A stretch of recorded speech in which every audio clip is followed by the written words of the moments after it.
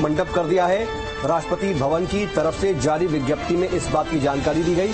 बता दें कि दरबार हॉल में कई अहम कार्यक्रम आयोजित होते थे। यहां राष्ट्रीय अवार्ड दिए जाते थे। विज्ञप्ति में कहा गया है कि दरबार का इस्तेमाल कोर्ट और विधानसभाओं के लिए भारतीय शासक और ब्रिटिश किया करते थे।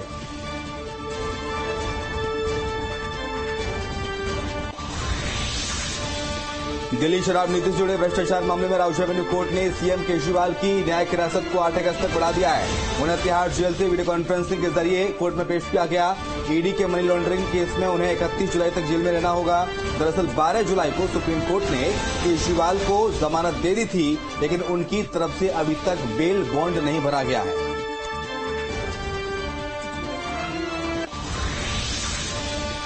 छिंदवाड़ा जिले से अलग करके अब एक और नया जिला बनाने की कवायद शुरू हो गई है। राजस्व विभाग ने छिंदवाड़ा कलेक्टर से जुन्नार देव को जिला बनाने की प्रतिवेदन मांगा है। पिछले साल विधानसभा चुनाव के पहले छिंदवाड़ा से अलग करके पांढुर्ना को जिला बनाया जा चुका है। छिंदवाड़ा लोकसभा में शामिल 7 विधानसभा क्षेत्र पहले एक ही जिले में आती थी।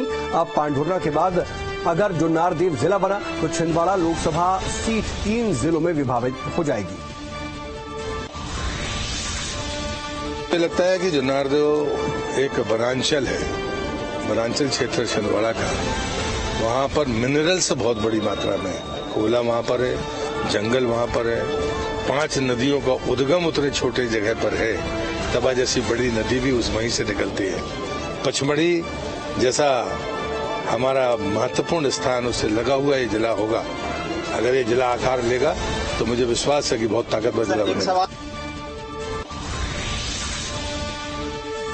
मध्य प्रदेश में लोकसभा विधानसभा चुनाव में मिली करारी हार के बाद कांग्रेस अब गठबंधन के साथ चुनाव लड़ने जा रही है। अमरवाड़ा उपचुनाव में कांग्रेस को करारी हार का सामना करना पड़ा। इसलिए कांग्रेस और एसपी बीजापुर विधानसभा चुनाव साथ में लड़ेंगे। कांग्रेस मीडिया विभाग के अध्यक्ष ने जानकारी दी है। बता दें कि बुधनी और बीजापुर में जल्द ही उपचुनाव करा सकते हैं।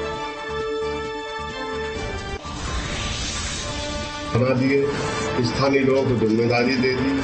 हमने प्रमुख नेताओं को 10-10 पोलिंग बूथ दिए हैं, जहां पर वो दौरे करेंगे, जाकर अपनी रिपोर्ट देंगे। नेशनल लेवल पर हमारा गठबंधन घटक दल का बहुत महत्वपूर्ण सदस्य है सपा। तो मध्य प्रदेश के जितने उपचुनाव हो रहे हैं, हम अपने घटक दलों के साथ ही लड़ेंगे, सब साथ में रहेंगे। बातचीत हो चुकी है सर, शुरुआती बातचीत? बिल्कुल बातचीत।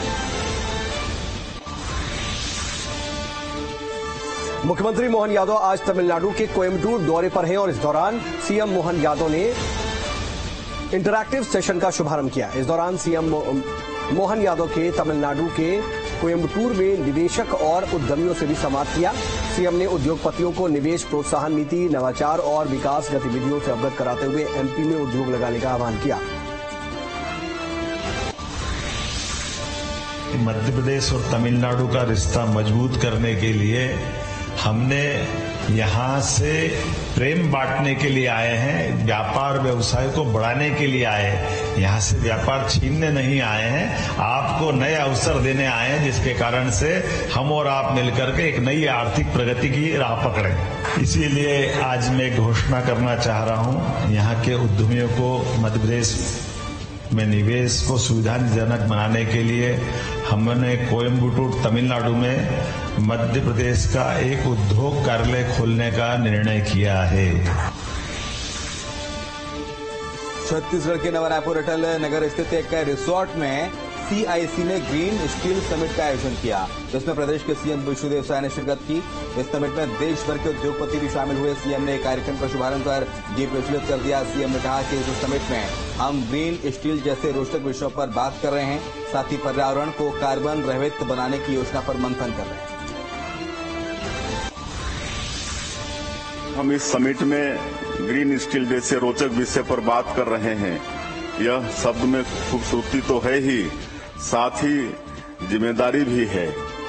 हम पर्यावरण को कार्बन की कालिमा से मुक्त करके उसकी हरितिमा को बनाए रखने के बारे में आज यहाँ मिलजुल कर विचार कर रहे हैं और योजना बना रहे हैं। इससे ज्यादा क्रिएटिव भला और क्या हो सकता है।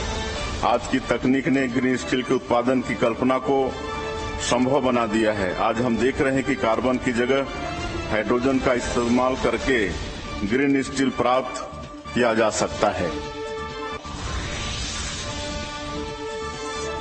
करीब 10 सूत्रीय मांगों को लेकर के मध्य प्रदेश के 72,000 से ज्यादा अतिथि शिक्षक एक बार फिर से सरकार के खिलाफ नामबंद हो गए हैं। लगातार अपनी मांगों का ज्ञापन जिला स्तर पर सौंपने के बाद आज सभी अतिथि शिक्षक राजधानी भोपाल में इकट्ठा हुए, जहां शहर के शाहजहानी पार्क में वो इकट्ठा होकर के अपनी मांगों को लेकर के धरना देते शुरू नजर आए। इस दौरान अतिथि शिक्षक संघ ने यह कहा कि बीते साल भोपाल में जो महापंचायत हुई थी उसकी घोषणाओं को अब तक भी पूरा नहीं किया गया।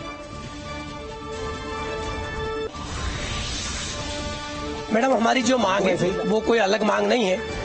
पूर्व मुख्यमंत्री माननीय शिवराज सिंह जी चौहान साहब ने 2 सितंबर 2023 को हमें बड़े ही मान सम्मान के साथ बुलाया था और जो घोषणाएं उन्होंने की थी उसको यहाँ के बैठे प्रशासनिक अधिकारियों द्वारा उसको कहीं न कहीं छिपाने का प्रयास किया जा रहा है।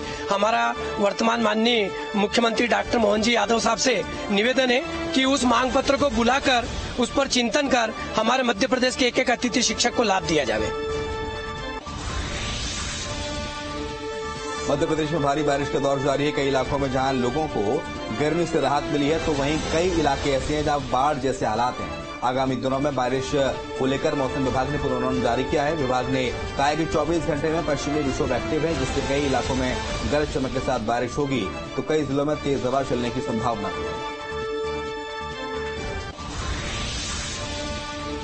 सिनॉप्टिक सिचुएशन के चलते जो है अभी आने वाले 24 घंटे में हमने पूर्वानुमान दिया है कि पूरे प्रदेश में जो है फ्यू से मोस्ट प्लेसेस में वर्षा हो सकती है, डिस्ट्रीब्यूशन ऑफ रेनफॉल, तथा उसके साथ ही जो है कहीं कहीं जो है गरज चमक के साथ बौछारें गिर सकती है, कहीं कहीं जो है भारी वर्षा की भी चेतावनी दी गई है। तो मीन्स इसका मैप में जो है आप देख सकते हैं, पीछे में मैप लगा के उसमें आपको मीन्स पूरा आइडिया आएगा कि कौन से जिलों में जो है वो भारी वर्षा और कौन से जिलों में मीन्स मॉडरेट रेनफॉल होने की संभावना बनी हुई है। कटनी जिले में बारिश ने तांडव मचा रखा है। बाढ़ की चपेट में बोहरी, बंद, धीमर खेड़ा समेत कई गांव इसकी चपेट में आए, जिससे लोगों को भारी परेशानी हो रही है। बाढ़ में पानी में फंसे हुए लोगों को सुरक्षित स्थान पर पहुंचाने के लिए प्रशासन, एसडीआरएफ और एनडीआरएफ की टीमें भी मौजूद हैं, जो कि लोगों को सावधानी पूर्वक रेस्क्यू करके सुरक्षित स्थान पर पहुंचा रही हैं। कलेक्टर ने बताया कि बाढ़ में फंसे लोगों के लिए जिला प्रशासन ने 8 स्थानों पर राहत शिविर बनाए हुए हैं। करीब 1500 से 1700 लोगों को यहां रखा गया। प्रभावित हैं उनको तत्काल जो स्थानीय स्तर पे निर्मित राहत शिविर हैं वहां पर लगाया गया है। अभी की जानकारी के हिसाब से लगभग 8 शिविर चल रहे हैं जहां पर अलग अलग संख्या में लोग हैं।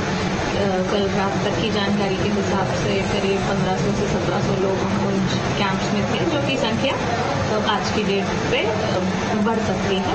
और इस पर तत्कालिक रूप से कलेक्टर महोदय के निर्देश थे से राहत सामग्रियां, भोजन आदि की व्यवस्था वहां सुनिश्चित कराई गई है जनपदों के माध्यम से, और सतत उधर पर व्यवस्थाएं की जा रही हैं। जबलपुर में लगातार हो रही बारिश से हालात बिगड़ गए हैं। कटनी से जबलपुर के बीच स्लीमनाबाद डुंडी स्टेशन के पास रेलवे ट्रैक पानी में डूब गया है। पानी इतना भर गया है कि रेलवे ट्रैक भी नजर नहीं आ रहा और ट्रेन को रास्ता दिखाने के लिए 3 कर्मचारी लगे हुए हैं, जो आगे आगे पटरियों पर चल रहे हैं और उनके पीछे धीमी रफ्तार पर ट्रेन चल रही है।